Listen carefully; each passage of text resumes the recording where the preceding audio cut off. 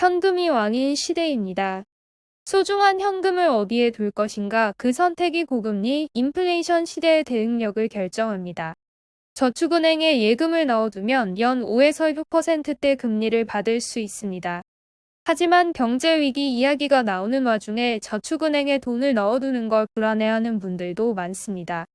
대안으로 생각해 볼 수 있는 것이 1금융권 은행들의 지주사인 금융지주사 투자입니다.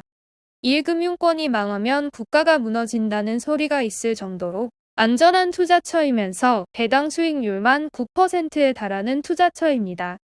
요즘 예적금 금리가 가파르게 오르고 있다는 기사 많이 보셨을 겁니다. 저축은행에서는 6%가 넘는 예금 금리를 주고 1금융권에서는 4% 후반의 금리가 나오고 있습니다.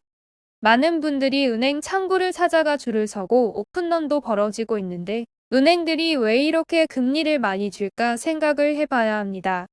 특히 저축은행은 현금이 부족한 상황입니다. 부동산 PF 대출에 돈이 많이 나간 상태라 유동성이 부족하죠. 이를 메우기 위해 고금리 수신 상품을 경쟁적으로 내놓고 있습니다. 언제 위기가 터져도 이상하지 않다는 겁니다.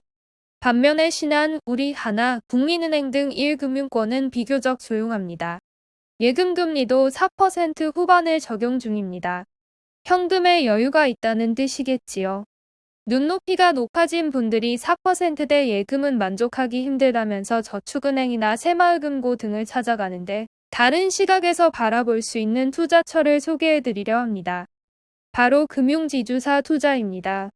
금융지주사는 1금융권 은행을 자회사로 둔 회사들인데 이 때문에 은행주로 불립니다.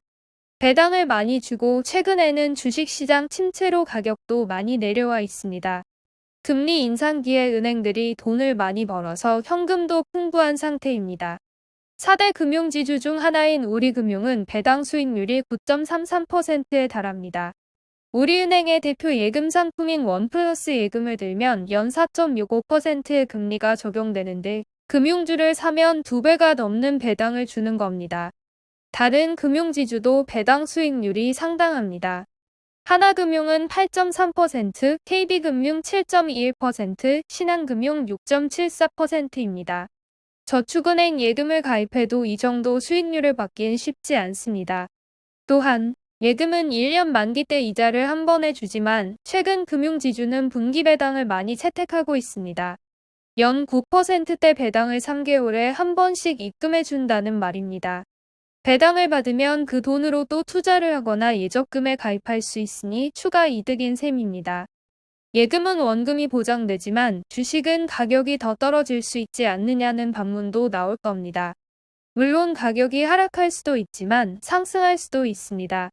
주식에 관심 있는 분들은 알고 계시겠지만 현재 한국의 주식 대부분은 이미 많이 하락한 상태입니다. 물론 금융주도 이미 많이 떨어졌습니다. 모든 자산은 상승하면 하락하고 하락하면 또 상승 여력이 생깁니다. 금융주는 장기적으로 보면 추가 하락 가능성보다 상승 가능성이 높습니다. 또한 주식을 팔지 않고 장기로 보유할 수만 있다면 분기별로 따박따박 배당 수익을 볼 수도 있습니다.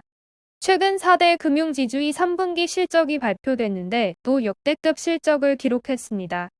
3분기에만 4조 9천억 원의 당기순이익을 거뒀고 연말까지 총 18조 원을 넘어설 수 있다는 전망이 나옵니다. 금융사가 돈을 많이 벌면 당연히 주가가 올라가고 배당의 여력도 커집니다. 배당 수익률이 더 높아질 수도 있다는 겁니다. 기준금리가 상승하는 동안은 은행이 계속 돈을 벌 수밖에 없습니다. 예대금리 차가 크고 은행은 돈으로 돈을 버는 방법을 잘 알기 때문입니다.